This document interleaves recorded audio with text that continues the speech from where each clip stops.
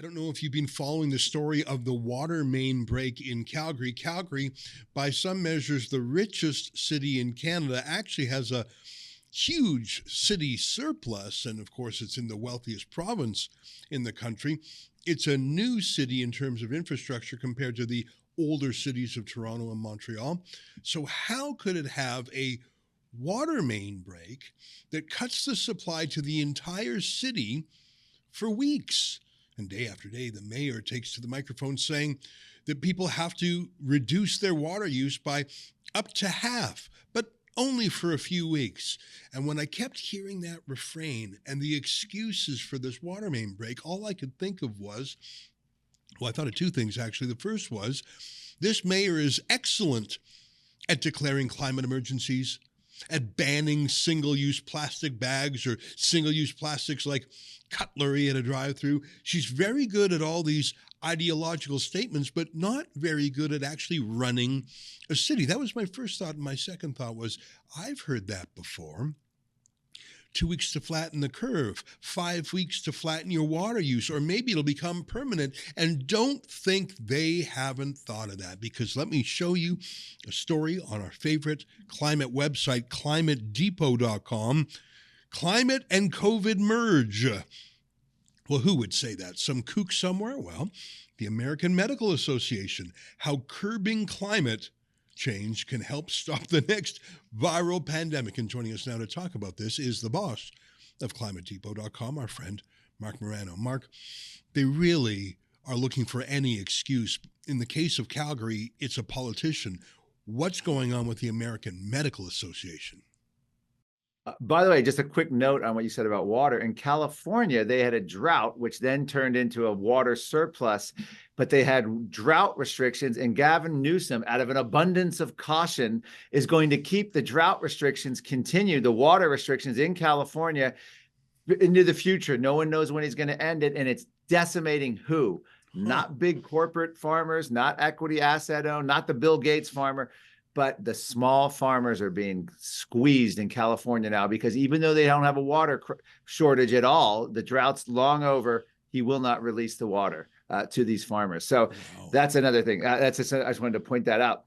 In terms of COVID and climate, the American Medical Association is now joining all of the other medical journals, is now joining the Harvard School of Medicine, is now joining everything, claiming that essentially unchecked climate leads to more viruses like COVID.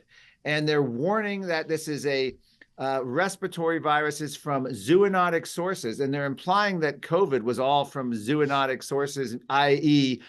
From a monkey at a wet market in Wuhan. They're not up on any of the latest information, revelations, investigations by the United States Congress and to the gain of function research. But they're implying that essentially, if you don't support the Green New Deal, net zero climate policies, you're a grandma killer, because curbing climate change helps stop the next viral pandemic. And just to be clear, this is coming from billionaire foundations. The Rockefeller Foundation and the WHO in 2023 announced a partnership for preventing pandemics fueled by climate change, unquote. That's the exact phrase.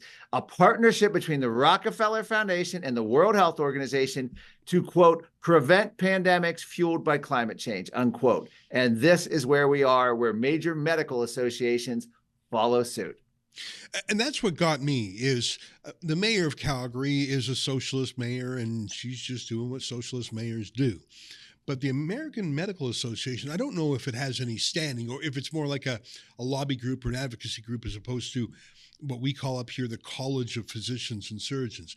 In Canada, every province has the regulatory body, and then you can have your political unions.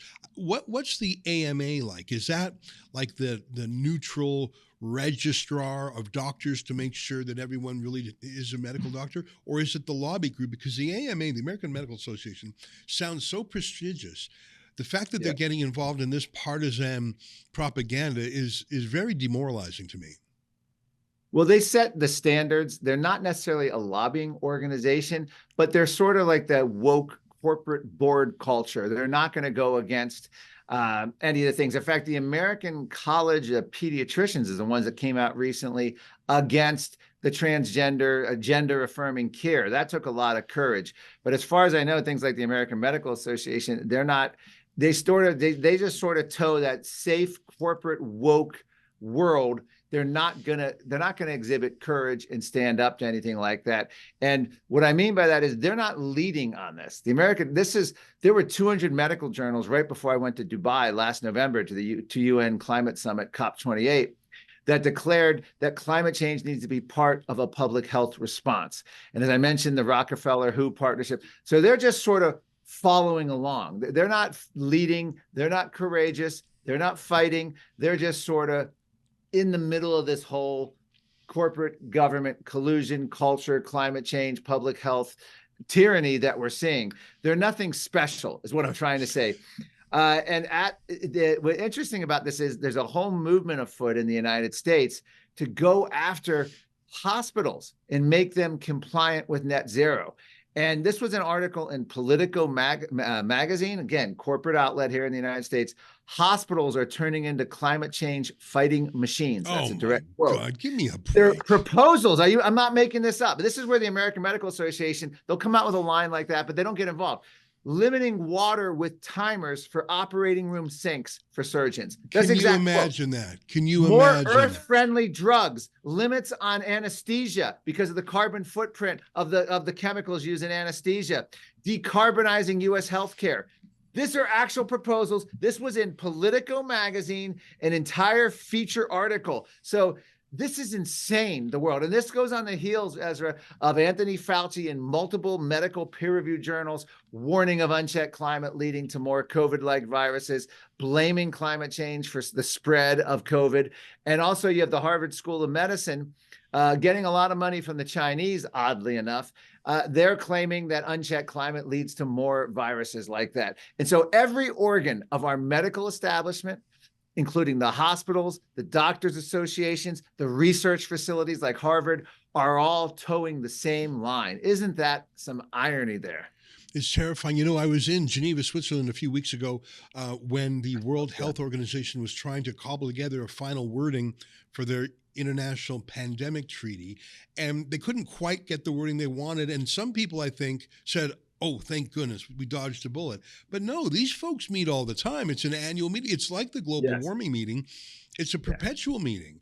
And I had never been to Geneva before. It's sort of, I mean, for 100 years, it's been a diplomatic city. That's where the League of Nations, I think, was supposed to be. In fact, I think it's that original League of Nations building that is now the UN building there. And they never want to stop. Yeah, so, in fact, go ahead. Well, to say what you said, very important. I just want to piggyback on that. Since I've seen this this pandemic treaty from the World Health Organization, fail multiple years in a row, and there's a big sigh of relief. I see a lot of our activists on our side, anti-WHO fight. I'm like, no. I've been to 19 out of the last 21 UN climate summits. This started because of a Republican president, George H.W. Bush, signed the Rio Earth Summit, which led to the creation of the Conference of Parties, all these COP meetings. They failed at Kyoto. They failed in Copenhagen. It took almost 20 years of these annual meetings with the sole goal of getting a climate treaty before Paris came along in 2015. They were successful, which then led to the court, or all these leaders sign on, and then led to all the court jurisdictions and all the rulings and all the net zero climate policies. So we can never declare victory with the WHO. They're just coming back. They have nothing to lose. They have decades into the future to make this happen, and they're going to be relentless.